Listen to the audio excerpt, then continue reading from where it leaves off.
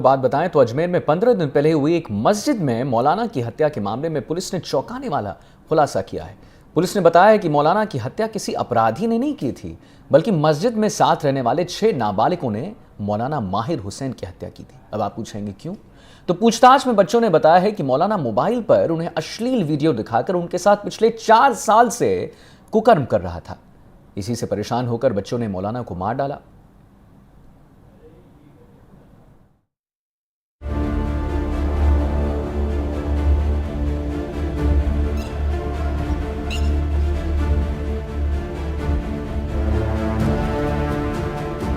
अप्रैल के महीने में अजमेर के एक मदरसे में मौलाना माहिर हुसैन की हत्या के बाद सनसनी फैल गई थी।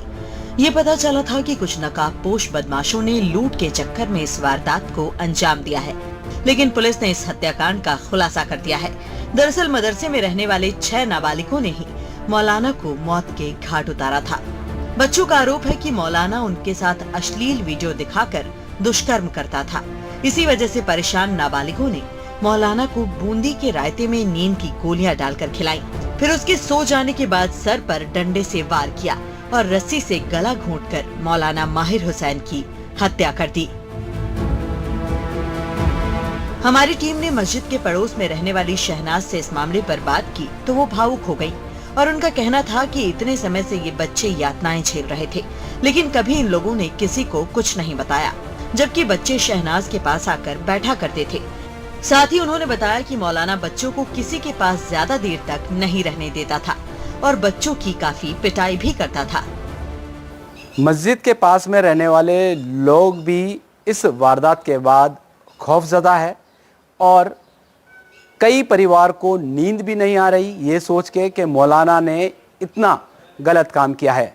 जैसा कि मौलाना को धर्मगुरु मानते हैं, भगवान के रूप में देखा जाता है, जिस तरीके की वो धर्म का ज्ञान देते हैं, तालीम देते हैं, तो ऐसे में जो आसपास के जो लोग हैं वो काफ़ी खौफजदा है और चिंता उनको सता रही है कि क्योंकि उनके बच्चे भी कुछ समय के लिए वहाँ पर जाया करते थे। मेरे साथ में एक आंटी जी हैं जो कि इस मस्जिद के पास में ही रहती हैं।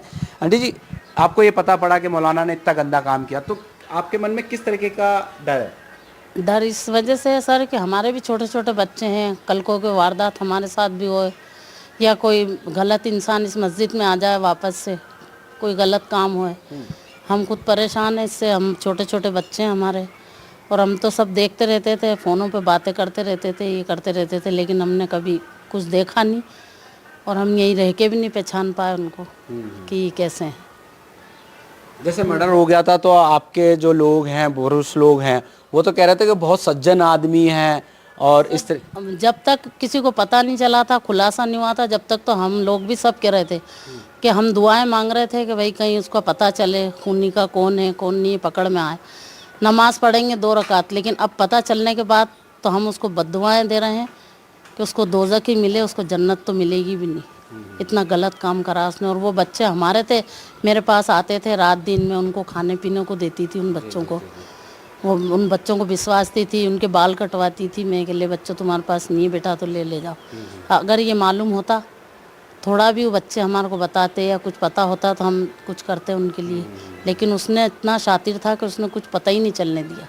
बच्चों को ज़्यादा हमारे इधर आने भी नहीं देता था, खुद के उसमें रखता था। मारता भी इतना बुरा था कि उनके हाथों पे मैंने ज़ख्म देखे हैं बच्चों के। गीली लकड़ी रोज़ तोड़वाते थे नीम की यहाँ से, और उन बच्चों को इतना बुरी तरीके से मारता था कि पूरे ज़ख्म रहते थे हाथ पैरों पे। मदरसे के अंदर इतना गलत मारता था, उनको डरा रखा था बहुत बच्चों को।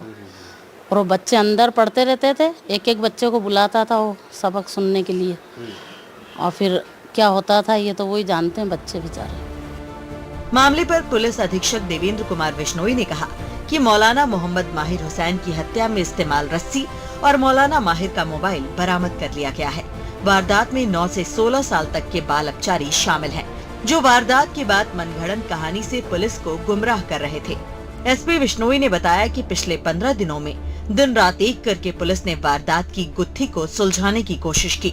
इसके बाद पुलिस को ये सफलता मिली है। 2 तरफ से बच्चों ने किया और इंश्योर किया कि उनकी मौलाना जी की डेथ हो गई है। उसके बाद उन्होंने मोबाइल को छुपाया, रस्सी को छुपाया जो लकड़ी का डंडा जो बता रहे थे कि वो हमलावर मैदान में पटक गए थे, फिर हमने उसको जो है उठाकर दीवार पे रखा, वो भी वहां से बरामद हुआ। और